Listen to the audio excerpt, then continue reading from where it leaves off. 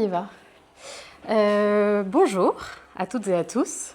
Bienvenue au salon Saveurs et Savoir-faire et bienvenue à cette conférence qui a pour thème « Artiste, un entrepreneur comme les autres ». Point d'interrogation qui est important. Alors, ce matin, comme presque tous les matins, je me suis posé la même question en arrivant à mon atelier. Est-ce que je commence par dessiner ou est-ce que j'ouvre mon ordinateur? Parce que les deux m'attendent. D'un côté, ma table à dessin, mes outils, l'œuvre en cours, évidemment ce vers quoi j'ai le plus envie d'aller. De l'autre, mon ordinateur, avec le marketing, la com, la prospection, l'administratif, etc. Je suis artiste et chaque matin, je dois choisir entre être artiste et être entrepreneur. Alors, un artiste est-il un entrepreneur comme les autres ou un entrepreneur d'un genre à part, qui ne ressemble à aucun autre? Je m'appelle Capucine Minot, je suis artiste, je dessine au crayon et à l'encre dans un style hyper réaliste. J'ai vécu en Côte d'Ivoire, à Abidjan, pendant près de 10 ans et je suis revenue en France depuis un peu moins d'1 an. Et mon atelier est aujourd'hui à Versailles, au tiers-lieu de l'Ermitage, avec d'autres artistes et artisans d'art.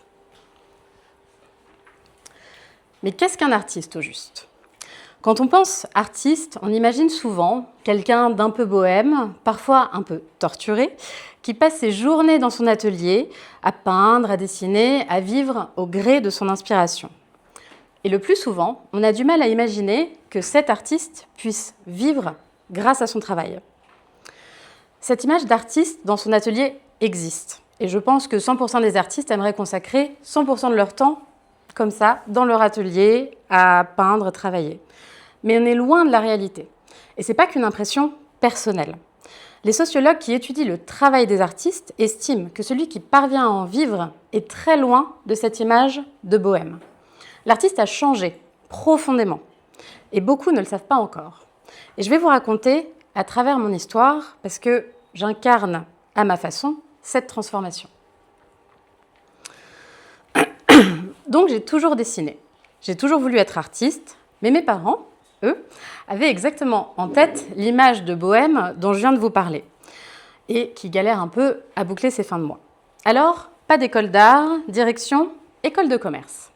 Donc j'ai fait une école de commerce, et je suis devenue artiste. À la fin de mes études, je cherchais ce qui se rapprochait le plus de l'art. Et j'ai trouvé le luxe. Donc ça pourrait sembler paradoxal, mais les maisons de luxe travaillent avec des créateurs, des artistes, des artisans. Donc j'ai décroché mon premier job chez Chanel en marketing opérationnel, en haute joaillerie et en haute horlogerie.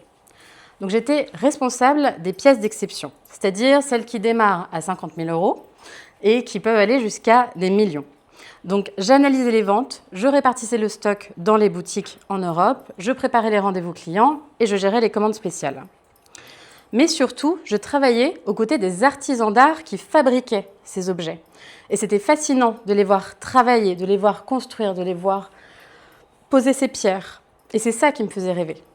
Mais j'avais toujours cette fibre artistique en moi, mais sans trop savoir comment l'exprimer. Et puis il y a eu la décision de tout quitter, mon CDI, mon univers du luxe, ma sécurité financière, pour suivre mon futur mari à Toulouse. C'était un choix très personnel et très engageant. Mais c'est ce choix qui m'a permis, enfin, de m'arrêter et de me poser la question. Qu'est-ce que j'ai vraiment envie de faire? Alors j'ai hésité. À Toulouse, trouver un nouveau job chez Airbus, chez Thales, faire l'école d'art que je n'avais jamais faite, ou me lancer directement en proposant mes dessins sur commande. Et c'est cette troisième voie qui l'a emporté. Et là, je me suis préparée, mais vraiment préparée pendant des mois. J'ai commencé par dessiner, beaucoup, pour travailler, pour me remettre à niveau. Parce que comme le disait Jacques Brel, le talent, c'est de la sueur. Et en parallèle, j'ai soulevé les premières pierres de l'entrepreneuriat. Une formation sur la création d'entreprise, un accompagnement à la RAPL et à la CCI de Toulouse. Business plan, projection, banque, comptable, juriste. Après quasiment 1 an de préparation, je me suis lancée enfin, fin 2016, donc il y a quasiment 10 ans. Je me suis lancée sur les dessins sur commande, des maisons de famille. J'aimais le côté architectural, précis, rigoureux, et le fait de savoir que je venais d'une famille d'architectes m'a confortée dans cette orientation. Et j'aimais aussi le côté émotionnel, c'était dessiner des lieux qui ont une histoire, qui ont des souvenirs. Et pour moi qui n'avais pas fait d'école d'art, ce double ancrage technique et émotionnel me rassurait. Donc les premières commandes sont arrivées, et avec elles, 2 découvertes. D'un côté, la liberté. Après des années de salariat, je faisais ce que je voulais, quand je le voulais. La seconde découverte, c'est tout ce qu'on ne m'avait pas dit, tout ce qui se cache derrière le métier d'artiste. À ce moment-là, je me considérais même pas encore comme une artiste puisque j'étais dans la case profession libérale, puisque je proposais des services de dessin sur commande. Et j'avançais à tâtons sur les devis qui me prenaient un temps fou, sur la recherche de clients, la communication, le site internet. Et assez vite, 1 an plus tard, une opportunité d'expatriation en Côte d'Ivoire est arrivée.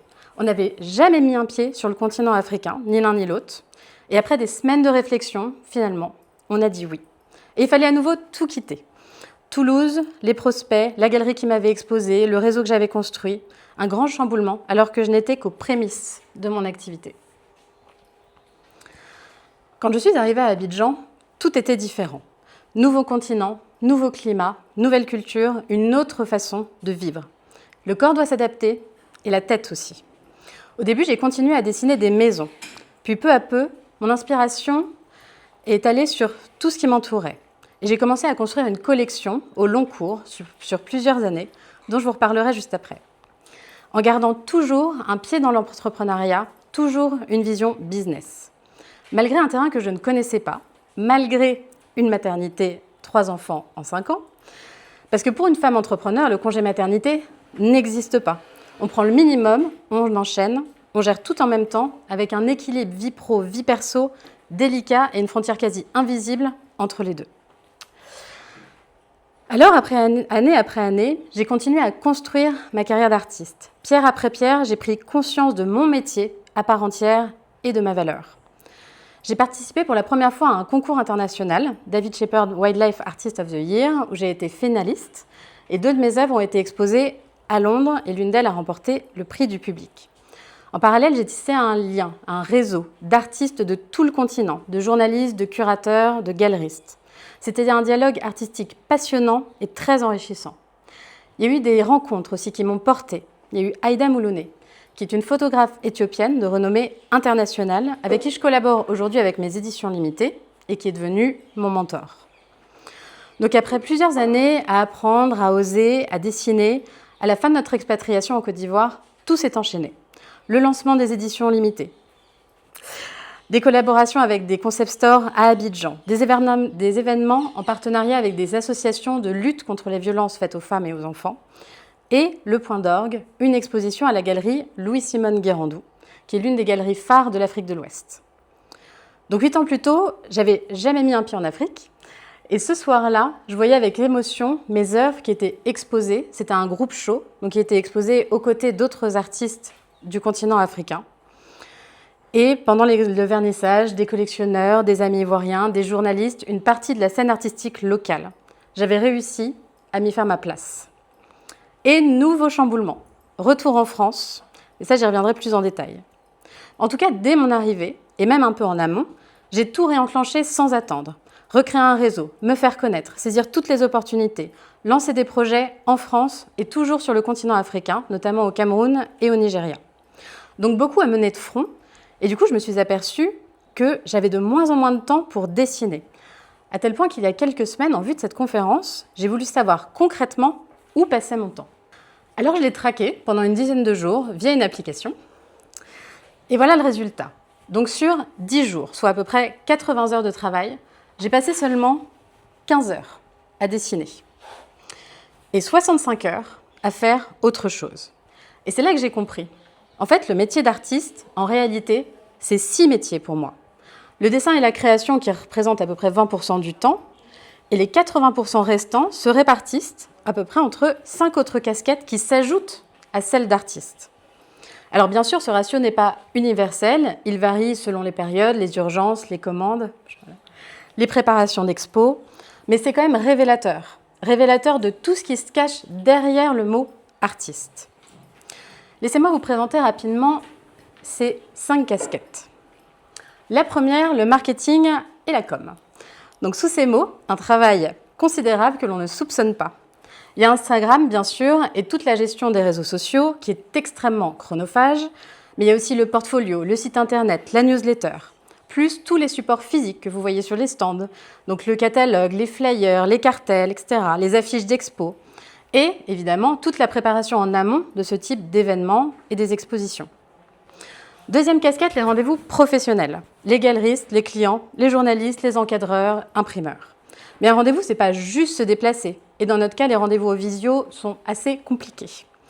C'est en plus, en amont, préparer une stratégie, une proposition. C'est de transporter les œuvres avec tout ce que ça implique de logistique et d'organisation. Et puis, il y a tous les rendez-vous de réseau, les vernissages, les rendez-vous culturels, où il faut être pour se montrer, pour dire qu'on travaille, qu'on existe en tant qu'artiste. Troisième casquette, la gestion des éditions limitées. Là, on entre dans une partie commerciale à part entière. Premier défi, sourcer le bon imprimeur. Puis, il faut définir toute la stratégie. Pour chaque œuvre, quelle taille, combien de numéros, quel prix. Anticiper les besoins de stock, surtout si l'imprimeur est à l'étranger. Ce qui est mon cas, puisque je travaille toujours avec le studio d'Aïda Mouloné, dont je vous ai parlé tout à l'heure. C'est une équipe de femmes éthiopiennes et ivoiriennes, ultra spécialisées dans le développement des tirages d'art. Et c'est un travail d'une précision quasi scientifique. Et continuer à travailler avec elle depuis la France, ça me permet de garder un lien fort et intense avec la Côte d'Ivoire. Donc les tirages arrivent, mais il faut les numéroter, les poinçonner, les signer, un par un, avec une attention et une concentration extrême, parce qu'au moindre faux pas, toute l'édition est perdue. Je l'ai vécu déjà quelques fois. Et en parallèle, il faut bien sûr tenir un fichier de suivi pour savoir où est quoi. Et ça, c'est considérable. Donc c'est de la stratégie, c'est de la logistique, exactement ce que je faisais chez Chanel en haute joaillerie et en horlogerie, mais pour mes éditions. Donc la boucle est bouclée. Quatrième volet, la formation. Le marché bouge, les outils bougent, et comme tout entrepreneur, il faut se former pour ne pas décrocher. Aujourd'hui, quand on parle de nouveaux outils, on pense forcément à l'intelligence artificielle. J'étais réticente au début, mais je m'y suis formée, aux côtés d'autres entrepreneurs, dans cette même salle d'ailleurs. Et l'enjeu pour moi est très précis, c'est gagner du temps sur des tâches répétitives, là où je n'ai pas de valeur ajoutée, pour prendre ce temps et le mettre dans la pratique, la création artistique. Dernière casquette, et pas des moindres, l'administratif. Certains d'entre vous connaissent, l'URSSAF, la facturation électronique, déclaration, assurance et j'en passe. Donc là, c'est pas manuel, c'est pas glamour, c'est pas créatif. Et pourtant, c'est indispensable et c'est ce qui tient le tout. Donc j'ai 5 casquettes, en plus d'être artiste. Et pourtant, l'image de l'artiste bohème est toujours très ancrée. Quelques mois après notre retour, j'ai fait une exposition au Carré à la Farine et une dame est venue sur mon stand, a regardé mes œuvres, posé des questions et m'a demandé « Du coup, vous dessinez pendant la sieste des enfants ?» Pendant la sieste, comme si c'était un loisir, comme si c'était un passe-temps. Mais comment lui en vouloir ? Parce que même dans la langue française, il y a une expression qui dit « mener une vie d'artiste ». Ça veut dire vivre sans contrainte, vivre sans horaire, dans une douce insouciance. Mais maintenant que nous avons exploré ensemble le quotidien réel d'un artiste, vous le voyez bien, cette expression n'a plus rien à voir avec la réalité du métier. Alors revenons à la question initiale. Un artiste est-il un entrepreneur comme les autres ? Oui, sans aucun doute. Parce qu'au fond, être entrepreneur dans n'importe quel secteur, c'est avoir le goût du risque, de la débrouille, être touche à tout.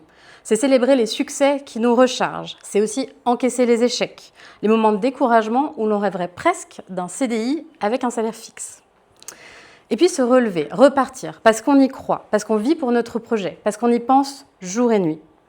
Donc oui, l'artiste est entrepreneur, aussi rigoureux, aussi engagé, aussi exigeant que n'importe quel autre. Et il est temps que cela se sache, pour que les artistes et les artisans d'art soient enfin reconnus à leur juste valeur. Et pourtant, un entrepreneur, oui, mais pas tout à fait comme les autres. Pour comprendre pourquoi, laissez-moi revenir un instant en Côte d'Ivoire. Donc près de 10 ans là-bas, ça imprègne tout, la vie personnelle et la vie professionnelle. Et avoir mes enfants à Abidjan, ça a été le facteur déclencheur de la collection Terre Rouge que j'ai développée là-bas et qui s'inspire des richesses culturelles organiques de toute l'Afrique subsaharienne. Donc dessiner sur la terre sur laquelle ils sont nés, sur laquelle ils ont grandi, il y a une histoire de transmission, d'héritage et d'émotion. Et c'est tout ce qui m'a animée ces dernières années. Une inspiration infinie, un regard toujours plus profond sur les merveilles du continent africain. C'est une technique qui s'est développée au fil des œuvres. Et c'est donc cette collection que j'ai exposée à Abidjan, juste avant de rentrer, avec dans mes valises de très beaux projets, tous liés au continent africain. Et dès mon arrivée, cette direction artistique s'est heurtée à des suggestions. L'Afrique, ça ne se vendra pas ici. Tu devrais refaire des maisons. T'es à Versailles, dessine le château. Alors, ces remarques partaient toujours d'une bonne intention, mais elles m'ont profondément déstabilisée pendant plusieurs mois. Parce qu'en fait, on me redemandait de devenir l'artiste d'avant la Côte d'Ivoire, celle qui dessinait des maisons, comme si cette décennie n'avait jamais existé. Alors, je me suis posé une question très concrète. Ma direction artistique est-elle compatible avec le marché sur lequel j'arrive ? Est-ce que je dois l'adapter, la faire pivoter ou bien maintenir mon cap ? Alors j'ai posé les choses et je me suis posé la question essentielle. Quelle est ma singularité ? Ma singularité, c'est ma technique. C'est des centaines d'heures de travail sur une seule œuvre. Ma singularité, c'est mon obsession du détail, ma patience pour aller creuser la matière. Ma singularité, c'est la matrice que je glisse dans chaque dessin, comme une racine invisible qui structure toute l'œuvre. Ma singularité, c'est le rapport au temps que je ralentis, que je suspends. Ma singularité, enfin, c'est mon regard sur l'Afrique subsaharienne et l'attachement profond qui me lie à cette région. Et c'est tout ça qui me fait vibrer. C'est tout ça qui me rend reconnaissable. Alors ma réponse a été non. Non, pas le château de Versailles. D'autres le font et le feront encore avec beaucoup de talent. Non à la simplification qui me ferait gagner du temps, mais me ferait perdre ce qui me donne de la valeur. Non à tout ce qui effacerait ma singularité. Mais dire non ne suffit pas. Parce que quand on est artiste entrepreneur, on est confronté à un dilemme. Le monde de l'art nous dit, pour être légitime, il faut exposer en galerie. Pour un solo show, il te faut 10 à 20 œuvres. Mon art me dit, une seule œuvre, c'est des centaines d'heures. Et ça, c'est intouchable. C'est ce qui fait ma valeur. Et le business te dit, si tu ne fais que créer à passer des centaines d'heures sur une œuvre, tu ne génères pas de revenus. Donc ça ne fonctionne pas. 3 injonctions. 3 temporalités apparemment incompatibles. Donc on peut imaginer qu'un entrepreneur puisse céder sur l'une des 3, adapter, simplifier, aller plus vite. L'artiste, non. Il doit créer un système qui les rend compatibles, sans rien sacrifier. Donc les sociologues ont appelé cela le portefeuille d'activité, c'est-à-dire diversifier ses sources de revenus pour tenir en tant qu'artiste. Ce sont leurs mots. Et c'est un vrai sujet pour la profession, puisque selon le ministère de la Culture, 67% des artistes-auteurs ont au moins une autre source de revenus, en plus de leur art.